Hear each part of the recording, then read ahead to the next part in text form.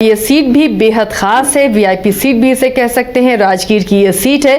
फिलहाल तो यहाँ जेडीयू का कब्जा है, लेकिन राजगीर में क्या मुख्यमंत्री नीतीश कुमार का प्रभाव है?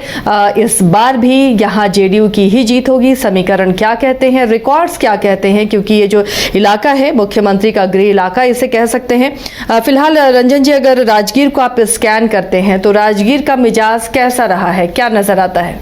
देखिए, अगर आप राजगीर विधानसभा को स्कैन कीजिएगा तो यहाँ पर एक चीज तो दिखती है कि एक पार्टी का भी दबदबा दिखा है और एक व्यक्ति का भी दबदबा जो है वो राजगीर में दिखा है।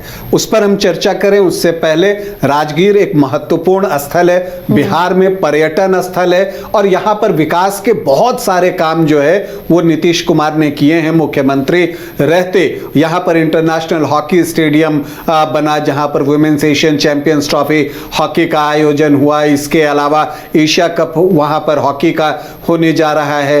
वहां पर जो ग्लास ब्रिज बना है वो पर्यटकों को बहुत आकर्षित करता दिखता है। जो इसके अलावा जो शांति स्तूप है उसकी बात कर लीजिए तो राजगीर बहुत खूबसूरत है। जब अक्सर लोग जो है जो बिहार के हैं या जो बाहर के हैं उनके लिए ये एक टूरिस्ट प्लेस है। विकास आपको दिखता है, सड़कें बहुत अच्छी हैं और आपको हर तरफ से वो कनेक्टिविटी दिखती है, ट्रेन के साथ भी कनेक्टिविटी है। तो राजगीर पर जो है मुख्यमंत्री नीतीश कुमार ने बहुत ध्यान दिया है और उनके विपक्षी भी ये मानते हैं कि विकास जो है वो ज्यादातर नालंदा में और खास करके राजगीर में होता है। तो इसका एडवांटेज जो है वो मुख्यमंत्री जिस गठबंधन में रहते हैं उसको मिलता भी है और इसका फायदा जो है यहाँ पर बीजेपी ने भी उठाया है। वैसे फिलहाल अगर आप देखें तो यहां पर जेडीयू के विधायक हैं यहां पर कौशल किशोर। लेकिन जब कौशल किशोर की बात आई और जब शुरू में मैंने कहा कि यहां पर एक व्यक्ति का भी दबदबा है तो कौशल किशोर के जो पिता हैं सत्यदेव नारायण आर्य, के बिना आप इस विधानसभा सीट को स्कैन कर ही नहीं सकते। आप जहां भी स्कैन कीजिएगा सत्यदेव नारायण आर्य आपको दिखेंगे।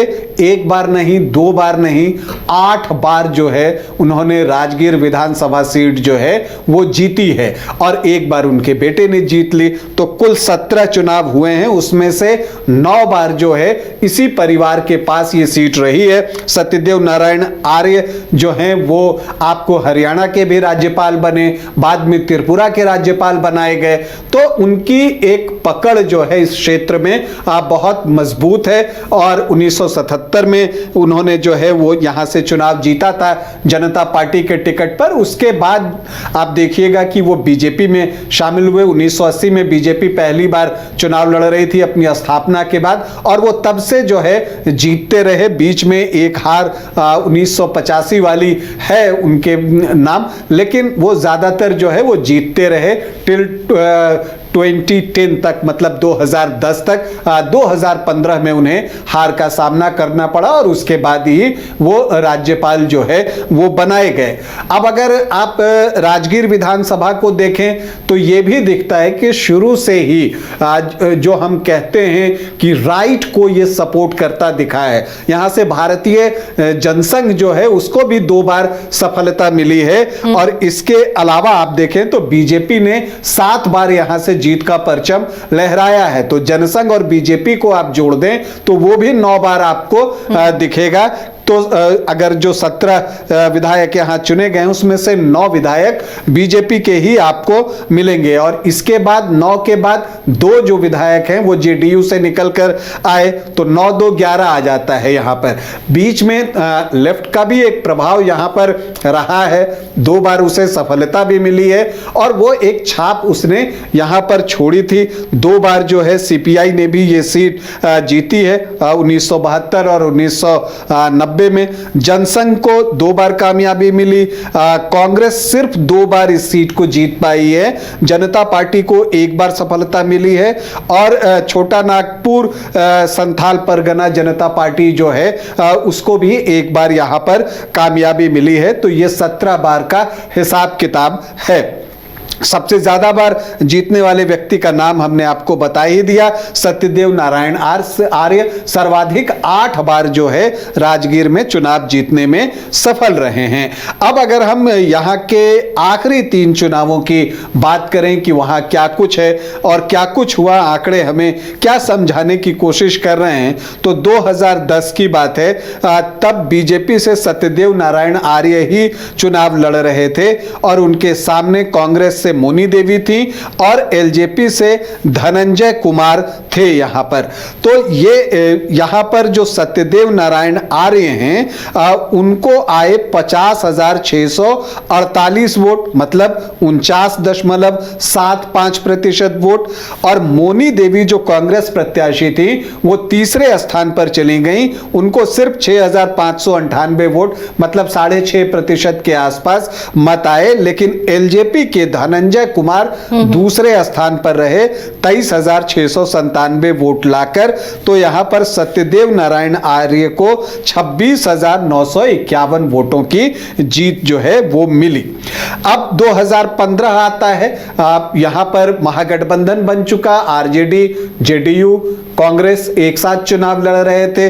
बीजेपी जो है वो एनडीए फोल्डर में जो है वो यहां चुनाव लड़ रही थी। सत्यदेव नारायण आर्य को ही बीजेपी ने यहां पर टिकट दिया। लेकिन यहां पर 2015 में चूंकि जेडीयू को कैंडिडेट चाहिए था तो उसने जो है रवि ज्योति कुमार को उतारा, जो कि पुलिस इंस्पेक्टर थे पहले, वो नौकरी छोड़कर जो है यहां पर चुनाव लड़ने आए और उनका आना सफल रहा। उनको 62,009 वोट आए, 41.75% वोट। और सत्यदेव नारायण आर्य को आए 56,619 वोट, मतलब 38.12% वोट। तो एक टाइट फाइट हुई दोनों के बीच में, लेकिन रवि ज्योति कुमार जो है 5,390 वोटों से चुनाव जीत गए। इसके बाद 2020 आता है, परिस्थितियां बदल चुकी थी, जेडीयू बीजेपी के फोल्डर में था और महागठबंधन एक अलग बन चुका था कांग्रेस और लेफ्ट के साथ आरजेडी का। तो ऐसी परिस्थिति में एक बार फिर से नीतीश कुमार ने यह सीट मांगी चुनाव लड़ने के लिए और उन्होंने सत्यदेव नारायण आर्य के बेटे कौशल किशोर को यहां से तीर के निशान पर चुनावी मैदान में उतार दिया। कांग्रेस क्या करती, चूंकि रवि ज्योति सिटिंग विधायक थे, उन्होंने जो है जेडीयू से रिजाइन कर दिया, कांग्रेस पार्टी ज्वाइन की और यहां पर प्रत्याशी बनकर कांग्रेस के टिकट पर चुनावी मैदान में उतर गए। लेकिन एलजेपी ने भी यहां से प्रत्याशी दिया मंजू देवी को। कौशल किशोर को आए 67,191 वोट, मतलब 42.58, 42.5% वोट। रवि ज्योति कुमार को आए 51,143 वोट, मतलब कि 32.41% वोट। और मंजू देवी ने भी बेहतर प्रदर्शन किया और उनको आए 11,174 वोट, मतलब कि 7% वोट जो है उनको आए। अब यहां पर कौशल किशोर ने जीत दर्ज की 16,048 वोटों की।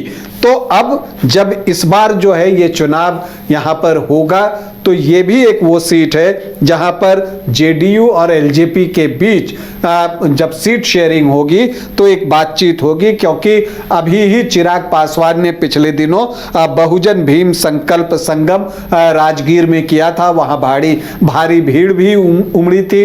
तो इसलिए इस सीट पर एक चर्चा हो सकती है। मंजू देवी ने पिछली बार प्रदर्शन भी बेहतर किया था, 11,000 से ज्यादा वोट उनको आए थे। तो अब देखना है कि ये सीट जो है जेडीयू लड़ता है या एलजेपीआर लड़ती है, चिराग पासवान की पार्टी। लेकिन दावेदारों की हम बात करें तो कांग्रेस से कौन कौन दावेदार हो सकते हैं, तो एक तो स्वाभाविक दावेदारी रवि ज्योति कुमार की बनती है, जिन्होंने पिछला चुनाव यहां से लड़ा था, एक बार यहां पर चुनाव जीत भी चुके हैं, क्षेत्र में वो सक्रिय भी रहते हैं, तो एक उनका नाम तो बनता ही है। इसके अलावा देखिए आरजेडी की भी नजर इस सीट पर लगी हुई है, वो भी चाहती है कि ये सीट जो है उसे मिल जाए और वहां पर भी कुछ नाम हैं, अशोक कुमार हिमांशु हैं, वो जो है इस सीट को चाहते हैं। नालंदा के आरजेडी के अध्यक्ष हैं। इसके अलावा रामाशीष चौधरी हैं, वो भी इस सीट पर जो है नजर लगाकर रखे हुए हैं। तो अब देखना है कि क्या कांग्रेस चुनाव लड़ती है या फिर जो है आरजेडी ये सीट कांग्रेस से ले लेती है कि पिछला आपका प्रदर्शन बेहतर नहीं था और जो 15,000 का एक मार्क हमने बनाया है उससे ज्यादा की आपकी हार है, तो आप ये सीट हमें दे दीजिए, या फिर जो है रवि ज्योति कुमार ही यहां से चुनाव लड़ते हैं। ये देखना भी दिलचस्प होगा।